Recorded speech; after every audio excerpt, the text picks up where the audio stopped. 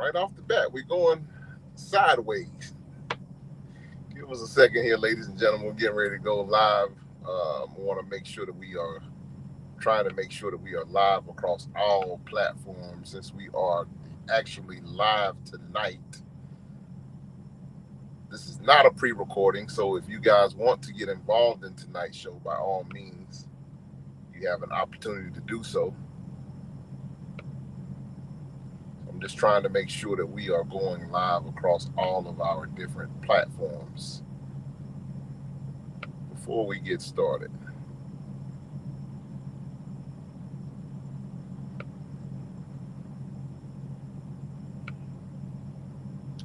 So if you guys will just be a little patient with me, I'm trying to make sure we got all the technical stuff squared away. We have to go through an extra step to try to make sure that we're going live on Instagram.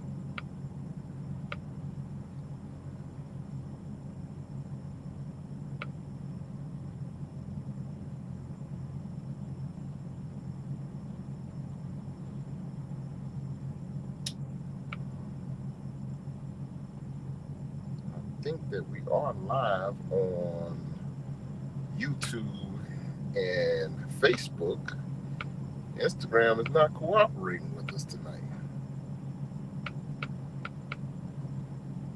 Instagram and X are not cooperating with us tonight. Give me 1 second. I'm going to try one more thing just to make sure that we are working all the angles, as they say.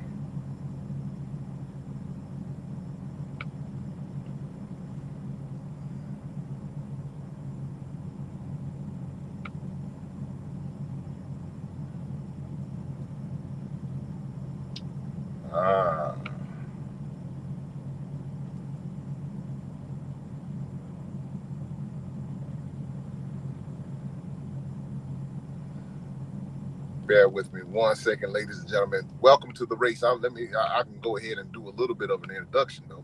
Welcome to the Race and Lanes podcast. I am your host, Rico Muhammad. Be joined shortly here with my co-host, Mr. Chuck Snow. Tonight we have a special guest that is joining us. We're going to kind of do a little bit of a carrier roundtable, if you will. But let's see if this works for us.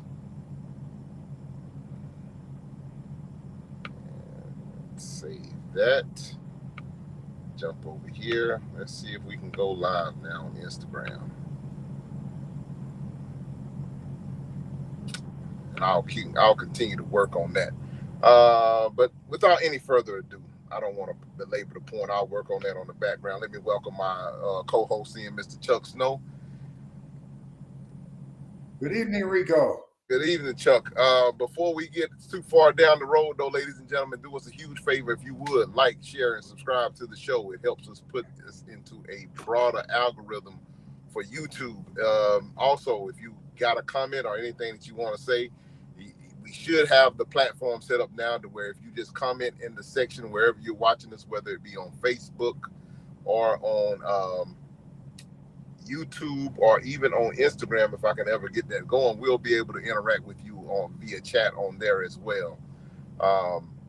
So with that being said, Chuck, you want to tell them a little bit about our guest tonight? Yes, our guest is Jim Bauman, and we've known Jim for many years. He is a consummate listener or viewer of the Race and Lanes podcast. He has been for many years, and Jim has reached out to both Rico and I on several occasions about different things in the industry and other things as well. And I find him a wonderful conversationalist, and he's one of the few guys that seems to be really doing well in this difficult, or shall I say, challenging market that we are currently faced with. And I just think that he could perhaps share some of his wisdom and some of his success, what he's doing to get through this. So with no further ado, I'd like to introduce Jim Bauman. And there we are. There he is, out in his truck. He pulled over at a Walmart. Jim, good evening, and thank you for joining Rico and me tonight. Oh, you're welcome. It's great to be with both of you. Well, you certainly did a lot to get over and be able to join us tonight. I know you had to pull off the road and find a Walmart that had what you needed, but you did it. Thank you so much. Oh yeah, these Walmarts usually have quite a good, with all the RVs that park here, they seem to always have a full signal. So I like that. Yeah. Well, it's actually that's a pretty good conversation we can start out with, because here in the Atlanta market, especially, the Walmarts are not too trucker friendly anymore. You park down here at some of the Walmarts and you're going to get booted or towed. So how have you been finding that on the road, Jim? Are you have run into any issues like that? But I know down here in the Atlanta market, they even have. But Atlanta is the home of, they call it the home of the finesses. Atlanta has several people that are not necessarily authorized riding around in pickup trucks that have their own boots and everything, that are putting boots on trucks and charging people, that scamming people to get released with the boot service as well. So that's another little thing that they have going on in Atlanta. Jeez. Yeah, I haven't. I've heard that. I think it was in some of the trucking publications. I think Walmart first initiated that, where they were trying to reverse their truck parking policy in Atlanta. So I think I thought Walmart kind of backed away. I have not had that issue. I've pulled into, even on the Walmarts that, for you, they always say no truck parking whenever they build the property. It just says that. But often if I go in and talk to the manager, he or she will say, as long as you keep, don't throw garbage out there and make sure you're not parking for more than, your 10-hour or 11-hour break, they'll tell you a good spot to park. I would say 9 out of 10 Walmarts, or maybe 8 out of 10, are still fine, and maybe certain ones in the Wisconsin area, it's not the Walmart, it's the city zoning cracks down on the truck parking. But I would say by and large, the Walmarts are still okay. It's funny. It's sad that it's become, it's become that, with truckers throwing their garbage and the pee bottles and everything else on the ground, because it ruins it for everybody. Well, I agree. we're not even going to talk about it. They go a little further than just the pee bottles nowadays, Chuck. Yeah, I know. But guys, I know that part of the issue, it's not right, but part of the issue is we have a shortage of public facilities for truck drivers. You get into a suburban area, and where's somebody going to relieve themselves? It's a problem. Yeah, I've thought in this. Go ahead, Jim. Go ahead. Oh, go ahead. Sorry. Well, I was just going to say I've at some of the places I've delivered to before. I can talk to I've been to a couple places where I've wanted longer term parking, and I just ask a receiver. One comes to mind is Murphy Warehouse. They're in the Twin Cities, Minnesota area, because I bring loads up there quite a bit. I know Murphy's, yes. They've got one in Shakopee, Eden Prairie. They got a lot of centers around the Twins, Minneapolis, St. Paul, yep. And they are fine. If you ask them, hey, do you mind if I'm here? So there's a lot of these private people, and they don't have, if they're 24-hour shipper receiver, they won't usually mind if you use their restrooms. But I was thinking, in lieu of having to pay for more places like rest areas or anything, with today's technology, it seems like it'd be a good idea for somebody to link up some of even if you had to pay, say, $10, $15, if you could find any random 24-hour shipper that had room where they can collect a small fee and you can park there and use their full, a bathroom, a real bathroom. I think there's something. I think that's somebody's going to do that. There's so many businesses that have the space already, and there's just no mechanism to vet truckers coming. An app could have you vetted where they know who you are, and if they want to collect $15, I'm fine with that. Well, first of all, I have to say you're doing it the right way, because you're going up to the manager at the Walmart store. You're asking permission. You're not just parking there. That's number one. And that's a big one. We have this shortage of truck parking, and when I hear on When I hear on Transport Topics radio, when I read in the trade rags, that one state is making 75 new parking spots for trucks. Well, that's wonderful, but that's a drop in the bucket. We need a hell, Exactly. we need a hell of a lot more than 75 parking spots to solve this problem. And the other part that people don't realize, and I had to be educated on this, the truck stops, it costs them $20 a day for each parking spot. That's their cost. I agree with your sentiment. I have a friend that he buys cheaper fuel, and then he gets mad. I had a friend. He's actually a good guy, but he was trying to park at I think the Laredo TA, and he was mad that they have a bad cell phone, and he's not even buying fuel there. I'm like, do you know how much it costs them to repave that to repave those Yes. lots is in the you're talking like at least $10 million to repave a truck stop parking lot. I would have to guess. Well, you know what? You're not joking. I have an 800-foot driveway, and I got it done and my driveway is not paved for an 80,000-pound truck to roll up and down all day. And mine, I got a deal. Mine was 50,000, and that was for 800 feet by about 9 feet. So right. That's not a lot of square feet. No, and it gets a lot more expensive when when they have to be able to withstand 100,000 pounds. It's a lot higher grade of pavement too that you'd have. Your cost would be way out unless yours is meant for 80,000. I don't know what rating your driveway is. Yours. Well, I know I can bring them. I have no problem with one of my bobtail tractors that are just under 20,000 pounds. I have no problem with them. But I'm sure if I put, a trailer with 44,000 pounds on, I would do some damage to my. Yeah. And then you have the maintenance. You have the snow removal, the garbage removal, because they have to remove ice too. They have to put ice melter out if you're in those winter zones. Because right. If a truck driver gets out of his or her truck and falls flat on their keister, they're going to sue the truck stop. So yeah, I totally agree that it's if you had people use the bathroom, they go and use the water. They're not only paying the pavement, they've got the lease and the taxes. I mean, it is an enormous amount that a lot of us take for granted that these truck stops, their overhead is huge.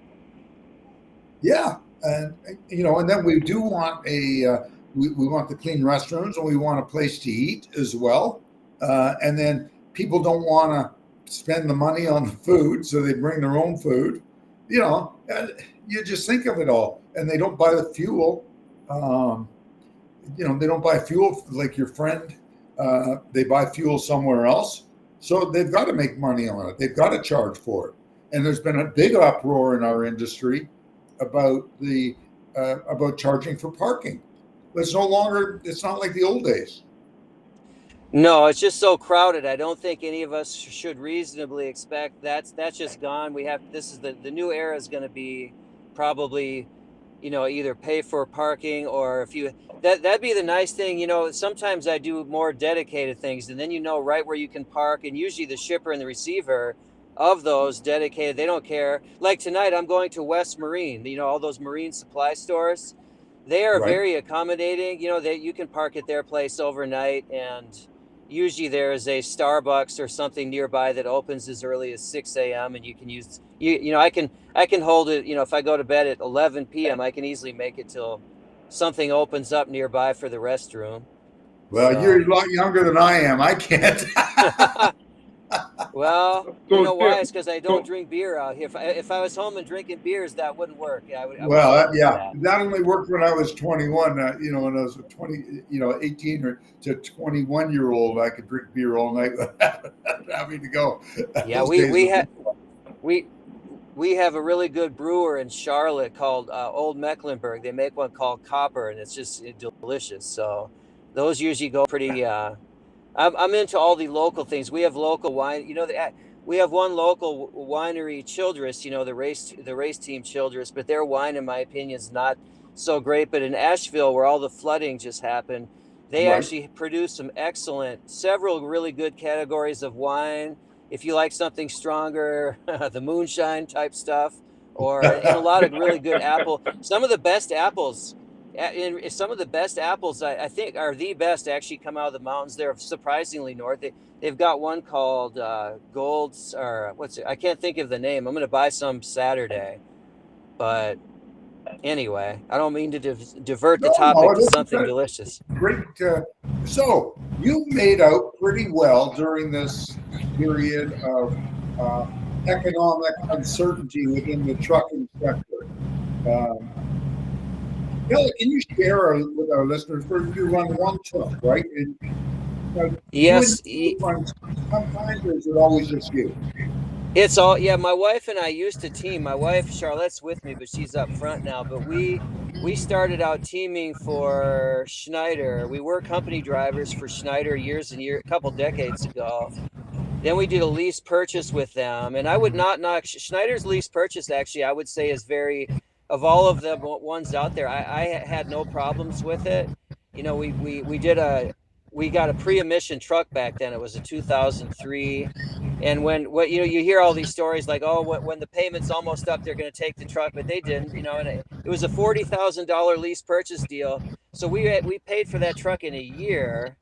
Ran that thing for $1 million. That had 600,000. We ran that truck till it had 1.6 million. We got 1 million miles out of that $40,000 truck. Wow. So then we started teaming for Roadrunner, the LTL company. Yep, know them We well. got it. We got in them when when it was actually owned by a couple of families up there in Milwaukee area. Right. What I didn't know is right as we were joining Roadrunner, Thayer Capital and some of these money interests bought out Roadrunner, Right. so it no longer was. It was now run by venture capitalist type, not type, and they really, in my opinion, destroyed Roadrunner. I mean, I don't want to get your show. This is just speaking from my opinion as a That's fair. driver. I just didn't, I didn't like and I'm not saying they haven't changed it by now, but I saw the bank was just not doing. The bank was trying to squeeze the money like they always do.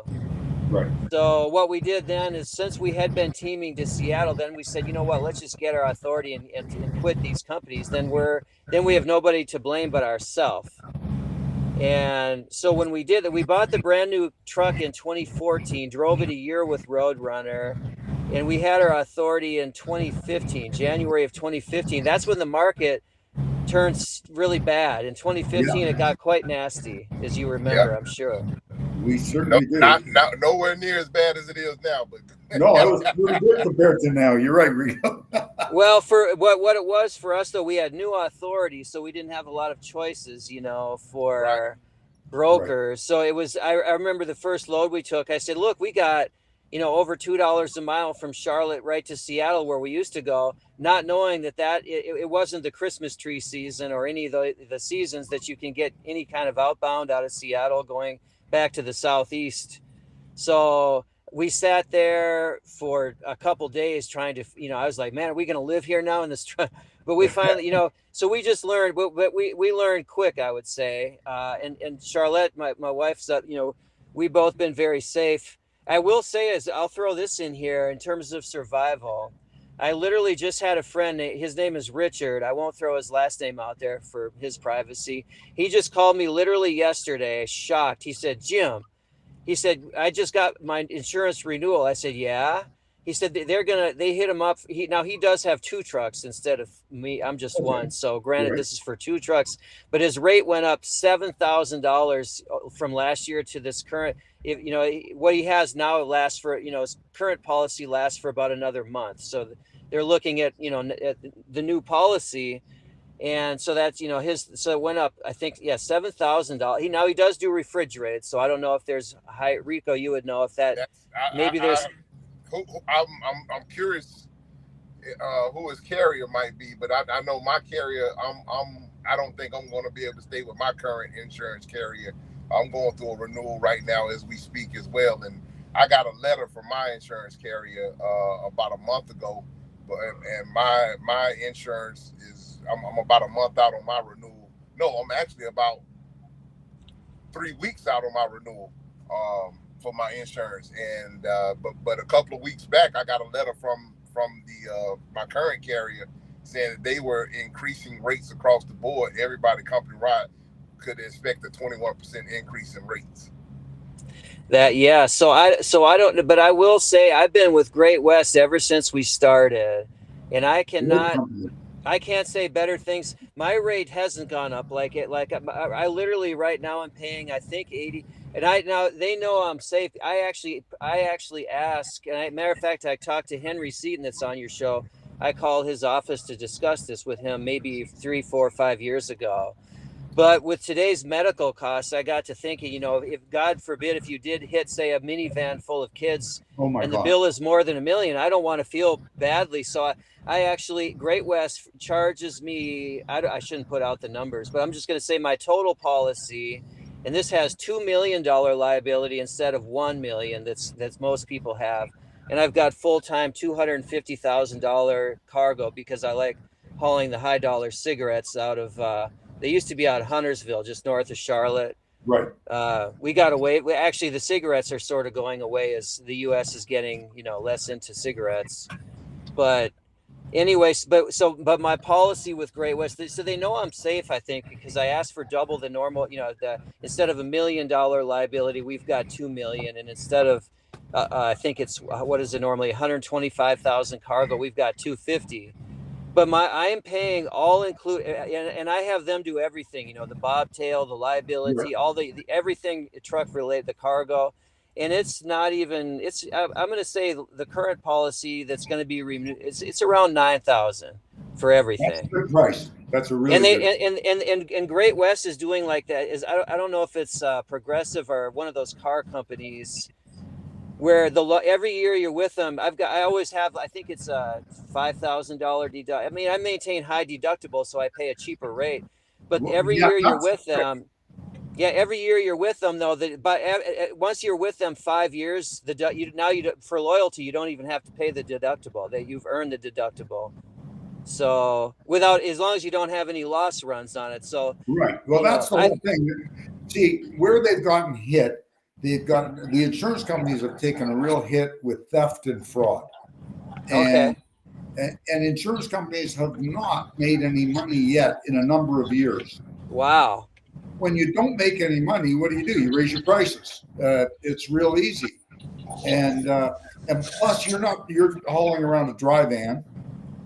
And not all, because you do haul cigarettes, but the most valuable products and the usually fenced ones are things like alcohol, and meat and things of that nature, groceries, and produce can go bad. So, of course, if you've got a reefer and you're a reefer hauler, you pay more for insurance. Right. No, that makes sense. But I guess, but now I will say this same friend I'm talking about. So I said, Richard, is there anything else that would have made your rate go up? And he said, well, I did get some those scale where they disagree with the way you're doing your electronic logging. So he's got maybe a few out of services. I'm like, well, there's your, they're going to use, of course they're going to get you for that. 100%, because when their actuaries are figuring stuff out, if you have a 100% clean record, you're not a risk. They're betting that they're betting you're not going to mess up. And if somebody can't keep the logbook straight or keep their ELDs straight, they're not a good bet any longer. Right. Yeah. Well, I tend to believe though. I think Great West charged me the first year when I doubled the coverage. I think I did pay an extra maybe $1,500 that first year. But then what's happened ever since then is most people have an increase. I think they realized, I think that triggers something, maybe like, hey, this guy is really conscientious. It seems to have kind of stalled out my increases. I mean, they may go up a few $100s, but I'm not seeing these $1,000, 20% increases. So they want knock on wood. Well, yeah, you know what? The insurance companies want to bet on safe bets. They're gamblers. Yeah, And exactly. if you have, if you've had out of service, you've had crashes, all these things, you're not a good bet. So you're going to pay more. It's real easy. Or Yes. you're hauling reefers because there's been so many damn reefers stolen, loaded reefers, that again, just because of what you're doing, you're not a good bet anymore because they're worried they're going to get a claim. Right, and I could see that. Like if you were always in, say, not to knock on, if you were in Miami or Brooklyn or Queens a lot, I have a feeling your insurance would go up because one, you're likely to get in an accident, not due to you, but just due to all the traffic, and then the theft in those areas. Like there are certain areas that I would have to guess if you know how when they ask my agent always asks me like how many miles in North Carolina, how many miles, Oh yeah. and they adjust that to my favor. I mean, there's always a gray zone. The guy, and I'm quite sure that they tweak that, because there's always a way they can, if they know you and like you, they can. I would say that calculation probably has a lot more to do with the rate, in terms of the average states that you run in. Well, yes, 100%, because you have certain states that are really, really bad for nuclear settlements. Okay. Oh yeah, just look at Texas and Werner. Exactly. There's a prime example. I remember many years ago when we ran a lot of California, the company I own, and the insurance company had a meeting with me and said, "Listen, we're very uncomfortable with this because you've got too many trucks in California at a time. We would feel a lot more comfortable if you just had one in there at a time." And we had to eventually stagger what we were doing, try to have one truck in California. They could tell because we had different talking to Marissa. There was no line. Yeah, Okay. You that can't. makes I know people that have had. I knew somebody that parked. The shipper said we don't have room inside the gate. Leave your trailer outside the gate, and it'll be loaded in about 6 hours. Our yard hostler. So the guy got a call 6 hours later saying, "Well, we can't load your trailer because there's no wheels and tires on it." He's like, there was when I put it there, and this was Los Angeles. So You know what? This sort of stuff happens everywhere. Get this, we dropped a trailer at a meat packing plant here in Ontario. The driver went to pick it up. This is a locked meat plant. It's a meat packing plant. It's locked sure. up 4 times. And the driver went in to get his trailer. It was gone. Oh my gosh, that's a lot of money. Woo. Yes, and the guy didn't do anything wrong. He dropped his trailer. Wow. Yeah. So these are the things that insurance companies are facing these days. And whether they pay that claim for that, now I don't know whether the load was, I imagine the trailer was loaded and a crook somehow came and got it. But somebody paid for that trailer and that load of beef. Now, I don't exactly know who ended up paying it. But it was at the time I was leaving. But those are the sorts of things that happen all the time. Yeah, no, I would say, that it's scary in today's era. I think it's like I've got a dog here next to me, but they in terms of I went through several tracking collars because she's very wild. But you can get an Apple tracking tag. I think it's about $14. So just think if you were a criminal now and you worked at, say, one of those say you were a criminal minded and you work for one of these shippers with high value like cigarettes or meat or televisions, you could plop one of those Apple tags on the top of that trailer. The driver would be completely unaware, and so, the thieves could literally track you going and wait till you went to sleep. And this happened to my wife's friend. He parked at a Walmart. He did have TVs, and when he woke up, his back doors were open. And logistically, they could only get the back a couple pallets of TVs out. They didn't want to risk But so I mean, in this era, it's a crazy time we live in terms of how easy it is for in my opinion, most of the thefts now are there. It's an inside job. Well, they're all inside jobs. It's funny you say that. And this goes back almost 20 years ago when we were hauling into California and we were hauling computers out of the LA area. And I'm not going to mention the name of the company on the air.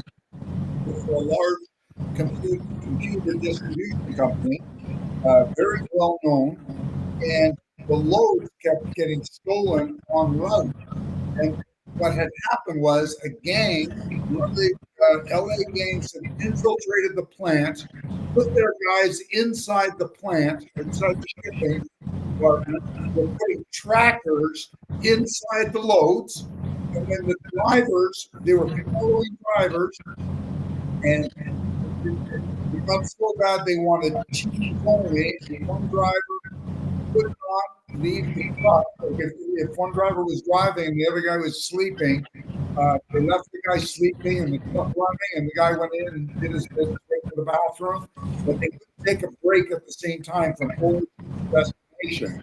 And at the time they did, that truck and trailer were stolen. And it was so bad there that all the carriers, including us, refused to haul these shipments unless they changed their insurance, and they covered.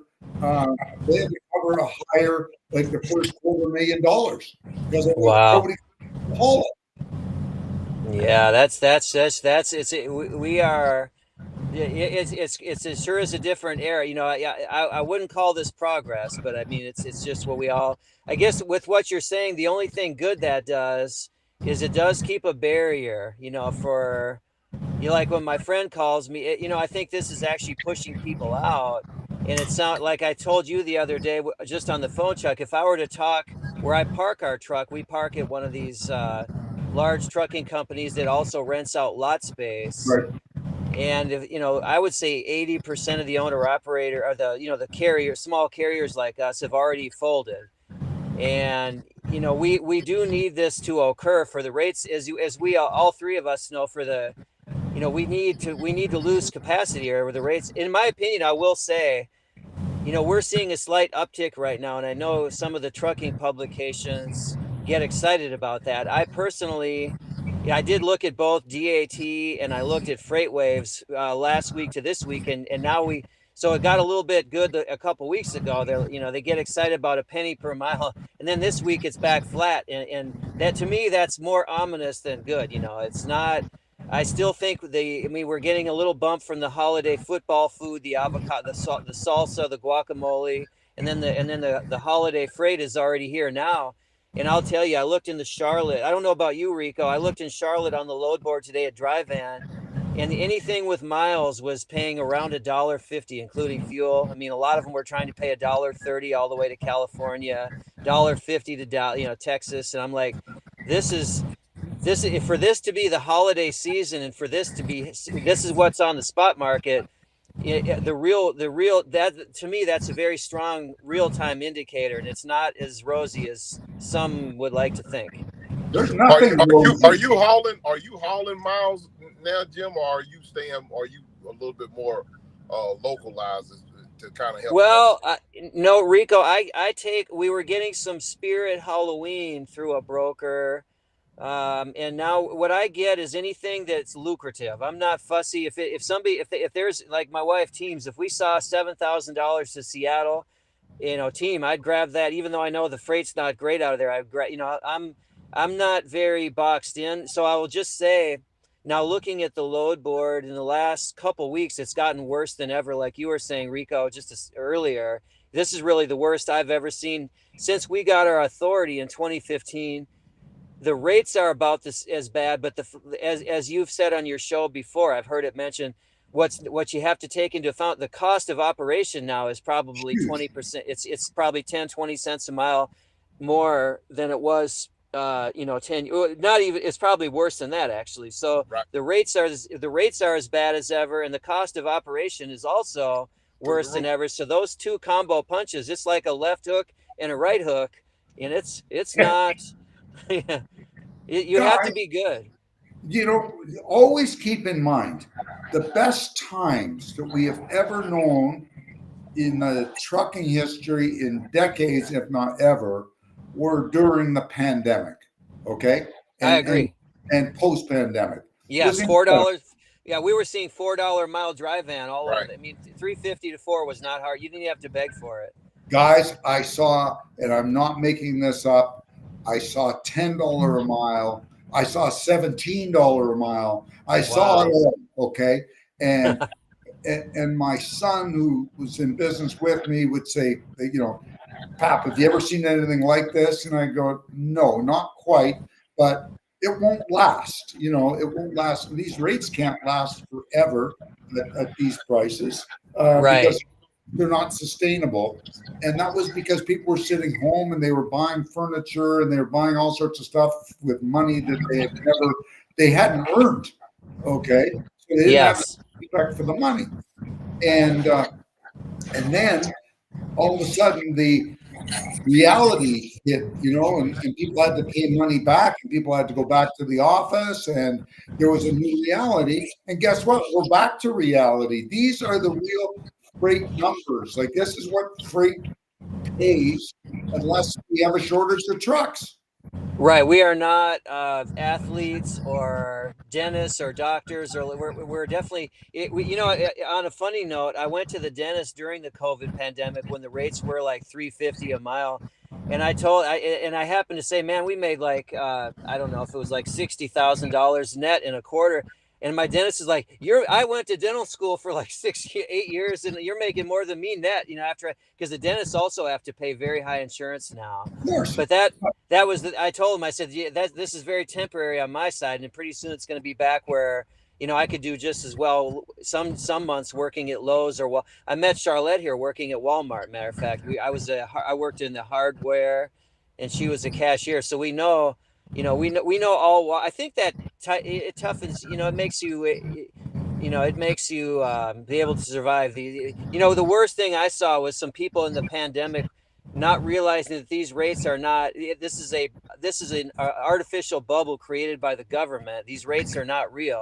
So they were buying cars and upgrading their houses, getting these $100,000 pickup trucks because you couldn't get a car. They were paying $100,000 for a 4-wheel drive, Ford, and now all of that's been repoed by most of these, so. Yeah, it was good. You know what? It was good for the trucking industry. It was good for the retail industry. It was good for the manufacturers, the distributors. Everybody did well, but now all of a sudden the music has stopped, and those people that don't have a chair are out of the game. I have to give. I wanted to bring this up earlier. I don't know, who all watch it. I'm not, I watch these podcasts, but I'm not aware. I don't know how you track who all is, but I know this all came down from Kevin Rutherford in his show, right? Correct.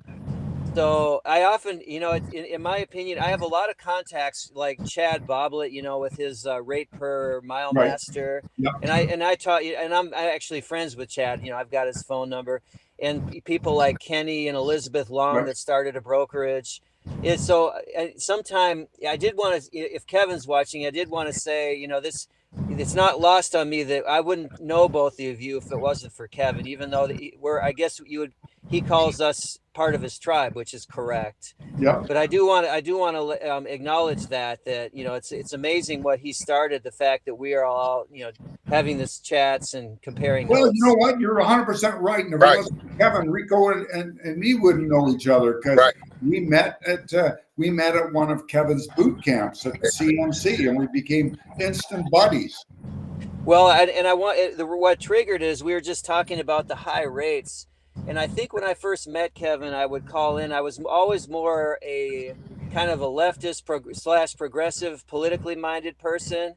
Right. And the more I listen, and I think it sinks in.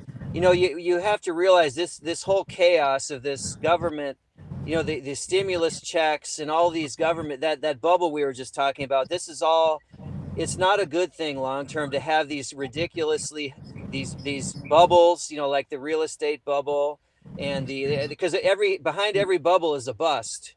And if the government, so it really makes me appreciate what Kevin said. The less government, the better, because they really create these monstrous these booms and bust cycles are getting bigger and longer. So on the bad note, we've been in the worst bust we've ever been in. But to me, on the good note, we're about to probably enter in maybe 6 months the strongest rates and the longest duration of those. If you just follow I think I hear this on some of the other podcasts that the cycles are getting longer, both the amplitude and the long. It's getting they Yes. last longer, and the highs are higher and the lows are lower.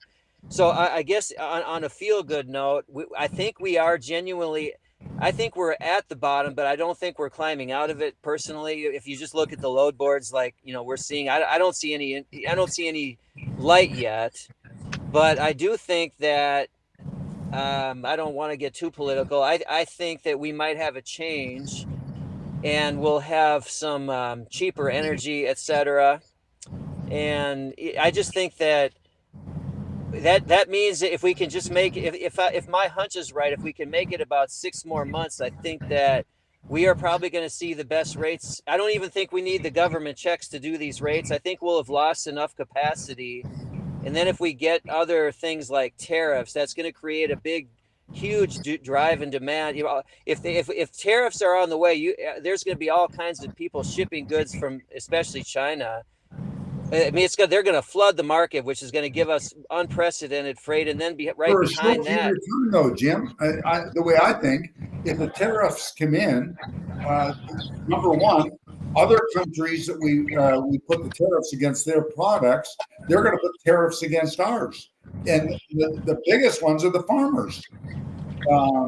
Our farmers are going to get hit right in the chops. Yeah, I don't think that's. I don't think they got. I don't. I mean, I don't want to. I don't want to ruin the show by making it political. So I'll just say, I don't know, and I don't know. I just don't. I didn't. I don't know that did the farmers suffer. I mean, no, I know they got hit initially during the last. I did read something about the LG and the Samsung washing machine tariffs that were 50. They were 50% tariffs against both LG and Samsung out of South Korea. Right. And those tariffs have now expired. I could send you both the link to this, but the tariffs expired. We still have the price of the washers, even before the tariffs expired, fell back down to what they used to be before the tariffs. They did go up for a while. And Right. now we still have those 2,000 manufacturing jobs here. So I don't know, I don't know if the farmers lost. I don't know, I can't speak to that. I don't know how much the farmers ever made back on that. I know that they were threatened and they were part of that. I don't know. I can't speak to how they came out. I can't say. Well, you know what? Apparently, one of our viewers, Heather Devine, she agrees with me, and she said, "Look at the canola restrictions when they restricted canola into China. You have these seed oils that aren't just used necessarily for food, because it's come out that they're not really a great food ingredient, but they're certainly used for that, and they're used for industrial use as well. So, I think it can be a slippery slope. And the other thing that happens, if everybody remembers that tariffs we make it a flood of product on our shelves, but then we're going to have a drought of it. And when you need that number 4 injector, you're not going to be able to get it from Detroit or Cummins, because it's not going to be in stock. They're waiting for it from China, and your truck is sidelined until that part is in. We all live that nightmare. We want to Right. Well, I'm less. I think that was large. That was COVID. I mean, I feel like I don't know. Maybe I can steer the show back. I mean, I don't want to ruin the show by making it didn't political. ruin the show at all. These are, you know what? These are great topics of conversation. Okay. And I was just telling somebody the other day, I remember the pain that we went through in Canada when we entered into the free trade agreement almost 40 years ago. And I'll never forget, on Friday, I had Monday's load still sitting in the USA because we couldn't get trucks to pick them up. Because we couldn't get out of Toronto. There was no work for us because the likes of KB Hunt, Schneider, Werner, Knight, Swift, and Evergreen, and not Evergreen, Pool at Evergreen, Alabama, and all these cast of characters we had never heard of before came up to Canada, took all of our outbound for nothing. They were 50 cents a mile because they were they were getting good rates coming in here, and they devastated us. So these things are painful, and I don't know whether people tolerate that. We have been for years over this. Well, the only thing that comes to mind, I'm in the market for a new dry van trailer. Right? And the company up in Wisconsin, Stoughton Trailers, they were trying to make the chassis trailers that go on the trains. Yeah. And they had several plants here, and the CEO and the owner of that company, that's private, unlike Wabash, that's public. That's a family-owned business. Right. And so they had asked Trump when he was president last time, and I don't mean to sound like I'm a Trump diehard person. No, I'm you know just what? talking. I've always liked the tariffs because I don't like the. All I'll say is when they asked them to do an anti-dumping invest, because when Stoughton was trying to sell trailers, I suppose just say, I don't know who their customers are, but just pick someone. Let's just say JB Hunt or any of the big ones like Schneider, Right. JB Hunt. They realized when they were trying to sell their American-made product, they were these trucking companies were saying, look, we're paying this much for this trailer. And Stoughton it got to be so bad that they couldn't even buy the steel, even from China. They couldn't even buy the ingredients to make the trailer for the price that the trailer was being dumped into the United States for. So they actually did it. Lighthizer, who I really like, Robert Lighthizer, he's the guy that when Japan years ago was trying to negotiate steel tariffs, Right. they gave him a bad deal, and he's said to have flown a paper airplane back. He took their their typed up stuff and folded into a paper airplane and literally flew it back to their team as a no. But anyway, so when they did this anti-dumping investigation, they did assess that the Chinese government was actually subsidizing in order to wipe out our capacity here. They were dumping those where they decided they had to put, I think it's a 300 and some % tariff on each and every chassis. And that's still in place right now, as far as I know. So you could say, well, now you're forcing people to buy this American chassis for more. But when you look at trade, when you just look at us as a country, and we want to not lose all of our manufacturing, when we have players out there willing to dump stuff in there under cost just to wipe out all of our capacity, and I believe they've done this to almost every sector over the decades, like vacuum cleaners, and then they have. Try to buy an American-made vacuum cleaner. Exactly. That's what I mean. So at some point, we can all have our. We're all going to have our own opinions on these things, but my gut feeling is if he gets back in, Trump gets back in instead of Harris. Now this is where you all will probably disagree with me, but I think. He says we're going to drill to get our. What happened was, in my opinion, is that the global oil and gas and crude oil and all these energy prices, when the sanctions hit with this Russia-Ukraine thing, we put sanctions on, especially on Russia. That caused global energy to skyrocket, and that allowed our frackers that make the crude oil, the gas, the diesel, gasoline, diesel, natural gas, all these things, LPG. They now are sending a lot of that over to Europe, which means why would they want to sell it here for, say, $2 a gallon if they can sell it over there for more, because they can't get it from. So in my opinion, and this is probably not politically correct either to say, I think that's going to be, it's kind of like, a pilot flying a plane. If it stalls out where if they're trying to fly too aggressively, the plane goes into a stall. And even though they've got I forgot if it's called the rudder or the thing on the tail that makes the plane either go nose up or down. But if you try to climb too aggressively, instead of climbing, you'll actually it'll start falling out of the air.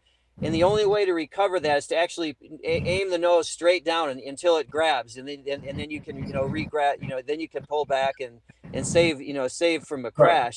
My opinion, Trump's going to do that with the economy and drop the sanctions, because right now the energy prices are falling because the economy is so bad. The oil is falling because of the lack of demand, and so the only way to jump in front of that and really get the economy hot is to make the oil fall by even more, not because of reduced demand, but because you're going to cut the sanctions back out and see this. I think we'll see a flood of gas and diesel. Like, remember Russia and Saudi Arabia at that time, were having a race to they couldn't even find a place to put their finished crude and gas and diesel. Yeah, It there's got so down much. to back. It was like under $30 a barrel and we saw gas down to $1. What was it? $1.80, and diesel down to about 2.10. I believe. See, I think that's going to be Trump's answer if he gets into counteract the cost of the tariffs, because we had the tariffs when he was in, and yet we didn't have any inflation. And I think that's strictly due to cheap energy that can offset all the other bad You're things. partially right, because when you have cheap energy, you have the one good thing about it is people have more discretionary spending available to Yeah. them. Where right Yes. now, when they're spending $4 for a gallon of gas and they've got to drive to work, Let me jump in for just a second. please go ahead, Let Rico. me, let me remind you guys of one thing. You forget Ukraine and the reason why Russia and those guys were able to get oil and stuff out of, because they weren't facing the sanction, which is still the Russian economy is growing by leaps and bounds because they're still moving crude oil on through the black market. Oh yeah, And so the That sanctions, we're not getting the benefit of that. Yeah, Rico, to your point, that's why he'll drop. That's why he's going to say, look, what the sanctions did is start this whole thing called BRICS, which is going to be very, very bad for the United States. The stronger BRICS is, our dollar's in very big trouble, whether they want to say it or not. So exactly what you're saying, Rico, But, those sanctions are not helping but us at all, it's, and they but didn't hurt Russia. what is a bigger thing is the humanitarian aspect of it. I understand, but you're looking at people that are, with Russia invading Ukraine, which I don't want to get off into that whole thing. But No, that'll start a whole nother. But all of that you can't, in all fairness, you can't touch one subject because it's all intertwined with one another. So it's bigger than what you may benefit here, but there's always going to be another equal and opposite reaction on the other end. So you got to try to figure out a way to try to balance the scale, and that's the most difficult aspect of once you start getting into a whole political discussion, that gets we really get off into the weeds then. great point, Rico. To not have the show go too far into, because I know some people don't like listening to politics, even though I know all of us probably love to talk. I love talking geopolitics. That's my favorite. But now I will, just to steer the conversation back. I read Knight's, there's several legacy like Knight, Schneider. I read them all. Knight just put out their numbers a week ago, or I think less than a week ago. And if you look, they're running, they're barely, it's like a 90 in their trucking segment. I think it's about a 98 operating ratio. So they're gonna make it. They're just like us. They're gonna make it through this. But at that 98, so they're basically making no profit. They're just gonna, what their game is to survive this, just like ours is. But what it broke down though, their trips, say a 500-mile trip. They're getting $2.41 in that third quarter. Was $2.41 with fuel. I think I wrote it down actually. And so if you think about that, that when we started the show with how are we making it, I mean, I could easily make it on $2 a mile. I wouldn't say I like it or it's easy, but in terms of when you look at our competition, all these if that's what Knights is, you can about guarantee it's not drastically different for Werner. Or in the dry van side, Schneider. You also have to remember they've got layers upon layers of management and yards, and you don't have any of that. That's what I mean. So here they can barely make it at 241, and I can survive all day long at the $2. I've been able to squeeze $2 on the trips with miles like that. I just don't. I really won't touch it if it's not too. I mean, granted, I'm not going to go down to Miami for $2 where I know I'm going to get killed coming back. Of course. But if I know, I've been doing this long enough to know, hey, if I'm going to Miami, it's going to have to be $3 going in, and I'll get $1 back out. Somewhere in that trip from Miami, that 700-mile trip from Miami to Charlotte, I'll grab 700. I'm confident of that. So, but I'm just saying.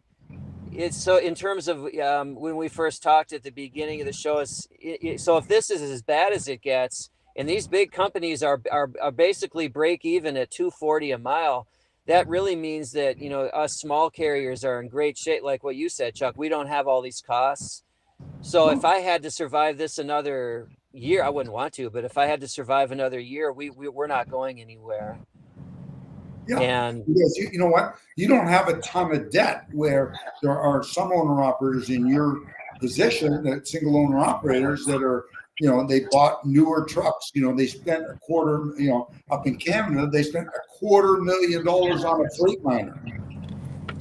yes, yeah, well, and I think it's not only that, the people that bought especially during COVID, they overpaid. Oh yeah, They overpaid, and then they not only overpaid for that. The people I know that did that, and I could name names, but I don't, if they're watching, I don't want to do that. But they all, like I said, they also bought a bigger house and pickup trucks, and all that is killing them right yeah. now. Listen, guys, it's getting the show stops taping, so we're going to have to.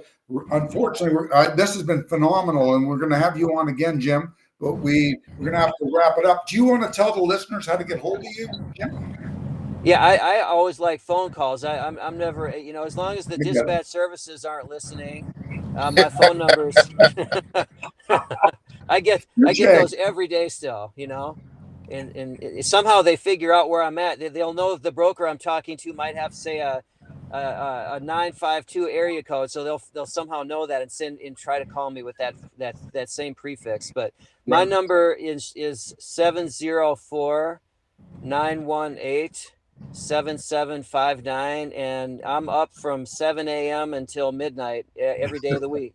So, Jim, it has been fantastic having you on with Rico and me. Thank you yeah, I so like much.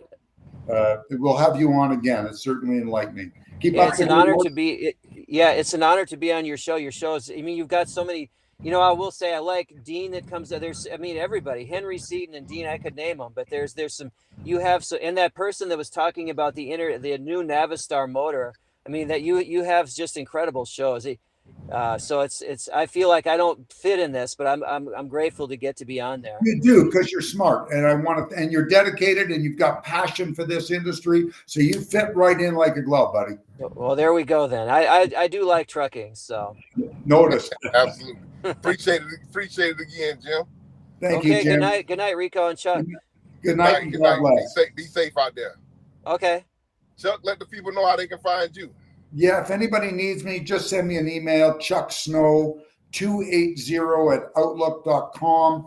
Put your phone number on the email, and I promise I'll get back to you. I will be out of town for a couple of weeks. My wife and I are going on.